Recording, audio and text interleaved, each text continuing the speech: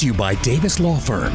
C.J. Stroud is the only rookie quarterback to make the NFL playoffs this season. Stroud helped return the Houston Texans to relevance far faster than expected. And come wildcard weekend, the 22-year-old will continue experiencing many firsts. But the Cleveland Browns won't be fooled. They know as well as the rest of the league, Stroud is playing ahead of schedule.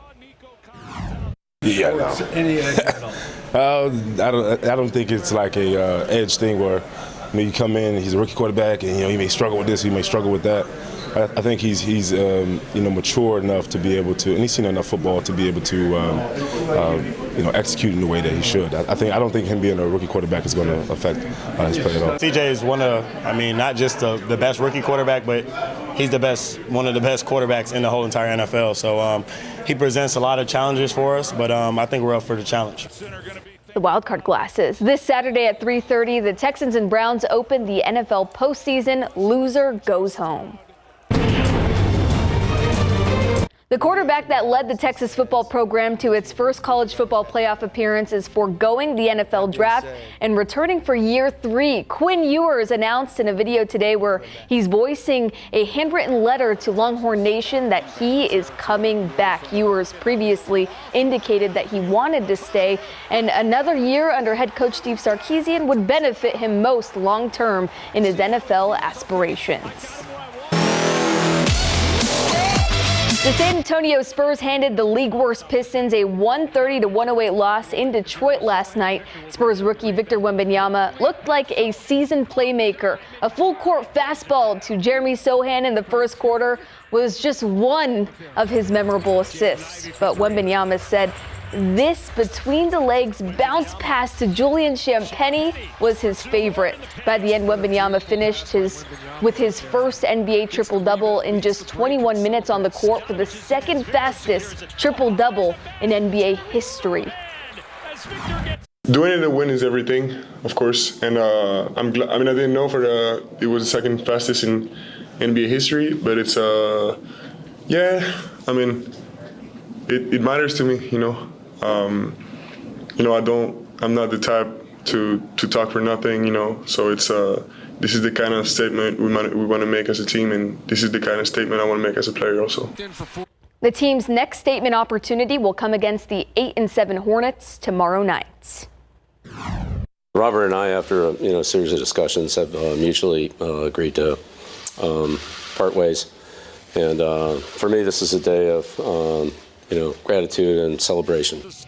6 Super Bowl rings later, Bill Belichick and the New England Patriots are parting ways, bringing an end to Belichick's 24-year tenure as the architect of the most decorated dynasty in the league's Super Bowl era. Now the question is, where will Belichick go next? And there's currently 7 vacancies outside of the Patriots across the NFL. So, do you have a guess? Options.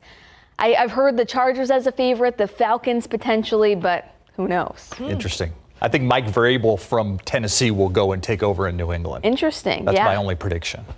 That sounds like a good one. For now, Mary. I could have some more later. Thank you, Mary. Coming up next, we're getting answers to your medical questions in Doc Talk. Stay with us.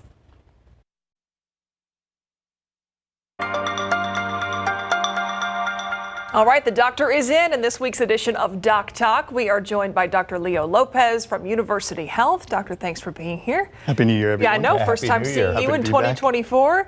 Okay, we want to start with a question that a lot of people probably are dealing with because of allergies and mountain cedar right now. We've been getting a lot of allergy medication-related questions. Here's one. Can you take 2 different types of allergy meds in the same day? It's a really important question. And so it depends on the type of allergy medication. So there are medications like cetirizine and loratadine. Folks might know them as kind of like Zyrtec and Claritin. And so taking both at the same time can actually increase your risks of side effects. like dry mouth, dry eyes, changes in vision, even problems with things like urination and constipation. So in my practice with my patients, I don't advise folks taking those two medications together, but there are other types. There are things like fluticasone, which works a little bit differently, kind of inhaled through our nose, that can be thought or can be paired with a medication that folks can take by mouth. But nonetheless, definitely recommend folks connect with their doctor to get a personalized treatment plan, especially during the time of year where their allergies are acting up. Yeah, that was a good question. I'm glad you said that because I wondered if you could take a nasal inhaler as well as a pill. Definitely a great question. All right, next question. How do you know, or what are the risks of catching a serious flu infection? So I think it's really worth taking some time to think through this. So we are still in the middle of flu season. In fact, estimates have that there have been around 10 million flu illnesses across the country in this season alone, with over 100,000 hospitalizations. And among the hospitalizations, we know that about 90% of those folks suffer with at least one long-term condition, like diabetes, like asthma, like heart disease. So it's really important. If you or your loved one, if you've got one of these long-term conditions, there are steps that you can take today to try and lower your risks of being hospitalized and even death. One of those is connect with your doctor. Make sure you've got good control over your blood sugar, your blood pressure, any of these lung conditions and chronic conditions. And then it's still, you can still get your flu shot. It is still available, so definitely encourage folks to go out, connect with their local pharmacy or their doctor's office to see about getting the flu shot today. It's not too late. Not too late to get your flu shot. Definitely go out and get yours. Okay, so the next question, this is an easy one. What are the keys to a longer, healthier life? Yeah, Just lead us to the fountain of youth. Yeah, And please. we'll be right. Yeah. No, and we're right in the new year, and folks are trying to get activated, their New Year's resolutions, and folks might still be thinking about their plan for the new year and their goals. So there are a few things, and we actually touch on a few of these right here on Doc Talk every week, and we just talked about one of them. Let's work on getting our long-term health conditions under good control. Check in with your doctor, get that medication plan, get all of your lab screenings and tests done for the year. That's definitely one thing. The other piece is nutrition. We talk about this often. Let's work on getting more fruits and vegetables on our plate here in 2024. If you're looking for something, again, a little more structured, look to the Mediterranean diet, which has been shown to help manage things like diabetes and high blood pressure. Let's get moving. So physical activity, working on strength training, balance training, getting out and going for something as simple as a walk. Remember, for adults, we want to aim for about 150 minutes per week, about 20 minutes every day, and then sleep. So sleep is incredibly important. We know that if we don't get good sleep, it's linked to things like dementia. So for adults, we want to make sure we're prioritizing about 7 to 8 hours of sleep every night. And the last thing that I want to talk about is investing in our friendships, our relationships, and our social networks. We know that things like social isolation and loneliness are tied to things like heart disease and dementia. So this year, check in on your loved ones. Call one of your friends and get together. Get involved and engage in your community with these school organizations, because that can really help benefit your health in the long term. Yeah, I'm glad you pointed that out, because people do think about sleep and diet and exercise, but being social is important too. So very important. All right, good to know. Next question. Are you eligible to donate blood if you have Epstein-Barr syndrome? This comes from Barbara S. Thank you for the question, Barbara. It is National Blood Donor Month, and we know that about every 2 seconds right here in the U.S., someone needs blood. Whether patients with cancer, they've just delivered, they've had a traumatic injury, they've got anemia. And so we often get questions about who's eligible, can I donate blood? And the answer is, if you've got Epstein-Barr virus, which causes infectious mononucleosis, that can be a constellation of symptoms like sore throat, swollen lymph nodes, fever, feeling tired. You want to wait until you've made your recovery, you feel well and healthy, because you can give blood in the future. Now, if you have other medical conditions and you've got other questions about your eligibility, you can go to the Federal Department of Health and Human Services, HHS.gov, to find more information and even find a blood donation location near you. Because the reality is your donation can help save a life. So if you're able and you're eligible, I definitely encourage folks to donate blood. Yeah, perhaps nobody knows about the importance of donating blood more than a doctor. Yeah, appreciate that. Yeah, Dr. Lopez, thanks for being here. Thank you all for hosting. Okay, we'll see you next time, and send us your questions. We're doing this every Thursday right here at 6:30. We'll be right back.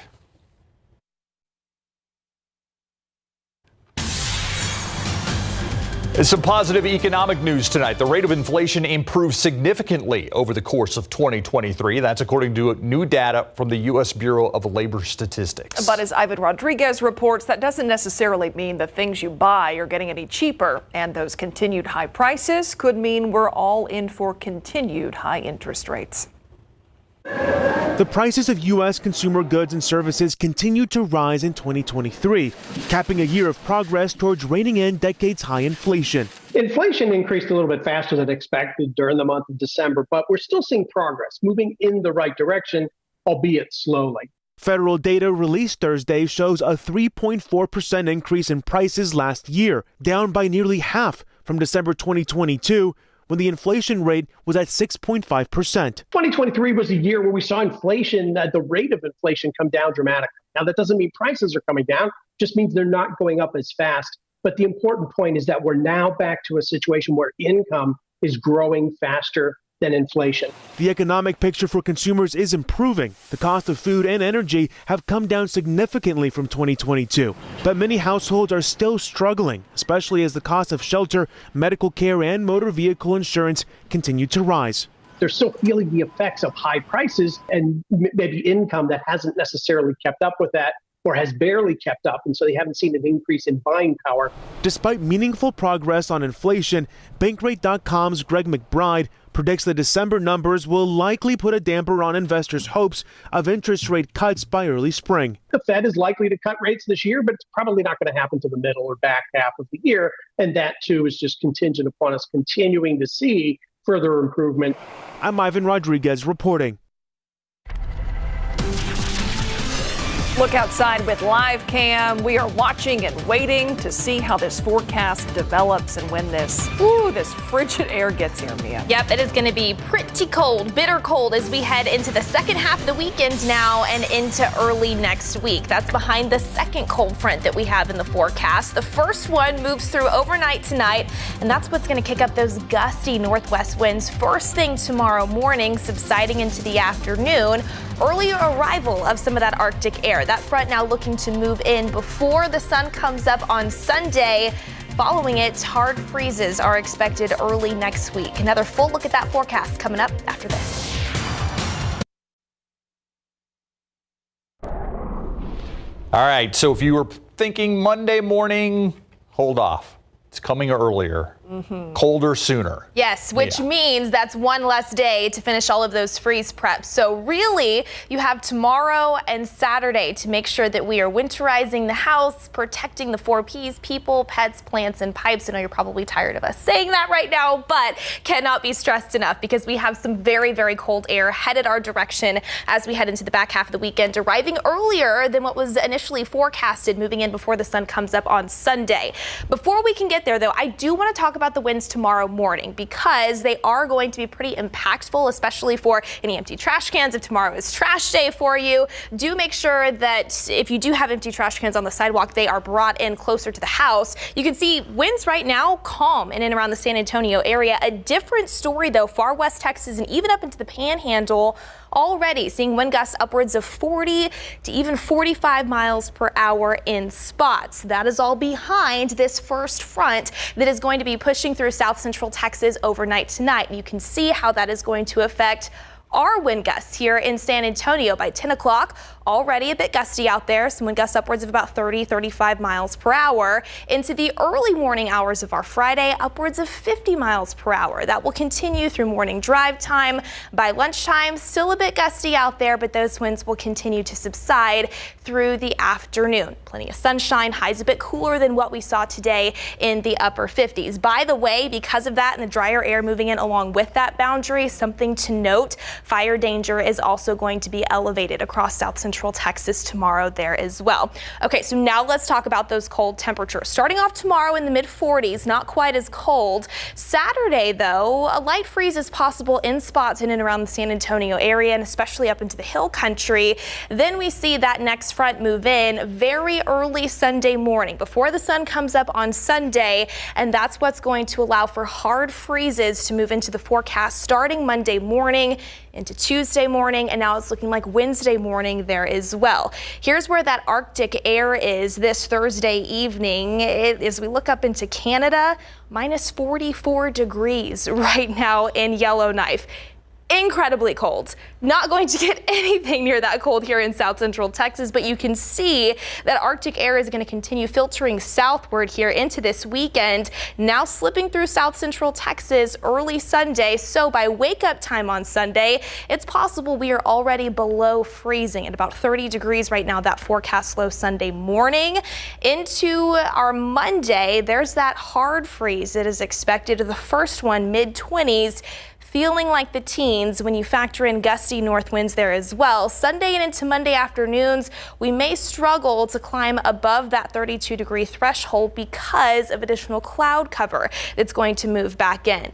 Even colder, though, by Tuesday morning. Upper teens, feeling like the single digits in a few spots, especially in the hill country. But Tuesday, we see some additional sunshine, and that's going to help temperatures warm into the afternoon, upper 30s, and we'll continue to warm things up as we head into the middle of next week. So again, what's changed? That front has sped up, now moves through early Sunday. We know that hard freeze potential, really it's expected Monday, Tuesday, and Wednesday morning. So be sure to prep around the house over the next couple of days in terms of the potential to find a little bit of wintry mix out there. It is not a guarantee in the forecast, but we'll be monitoring for maybe a little bit of freezing drizzle to some sleet really in the window of Sunday evening through Monday morning. If we were to find anything, it is not going to be anything close to what we saw in 2021. Accumulations would be very light, but we would monitor bridges and overpasses first. So something to check back in on here in the days ahead. Mentioning that wind chill, though,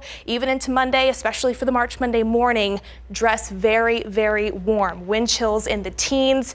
Potentially could feel even colder into Tuesday morning as we really bottom out there with that Arctic air moving back in. So a lot to keep track of here over the next several days. Please keep your KSAT Weather Authority app handy. I assure you we will continue to send out updates as things evolve. But until then, winds tomorrow morning and then that cold air, which moves in early next week, the two big stories. Okay, here it comes. Thanks, Mia. All right, new flavors. We're going to talk about the controversial bird, the peep, coming up in the buzz. Okay, here's the controversy in the buzz. 4 new peep flavors have been unveiled ahead of Easter, and they are Rice Krispie Treats, Icy Blue Raspberry, Sour Strawberry, and S'mores Graham Cracker dripped in milk chocolate. Do you like Peeps? I do not. You do not? No. They're fine. They're okay. Whatever. Pennsylvania-based Just Born Quality Confections makes the marshmallow treats. They are a staple of the Easter season, and like I said, they are controversial whether people like them or not. There was already a blue one, right? Yeah, but that's an icy blue, like the icy drinks. Yeah. You know. From the gas station? Yeah. Yeah, okay. A town in Colorado looking for its next mayor. However, the winning candidate will not be Republican or Democrat. Instead, the next office holder will be covered with fur and will surely be beloved by its constituents. For more than a decade, the town of Divide, Colorado, has elected an animal as mayor. It is all part of a campaign by the local animal shelter there. All of the funds raised during the election go toward the nonprofit. Now, this is the current mayor of Divide, Clyde the donkey. If you saw he was him back a little there. bit ago. Those are some of the candidates. He is less than 3 months away from hitting his term limit, though. So officials say so far the current field for the town's upcoming election consists of 3 dogs. It's a dog-eat-dog political world out there these days. Yes. Yeah. It's rough. We'll be right back. All right, gusty winds tomorrow morning. Make sure to have the hard freeze preps finished before bed on Saturday. The cold moves in early Sunday, and it's here to stay through the first half of next week. Ooh. All right. Thank you, Mia. And thanks for watching. Pozole. See you at 10.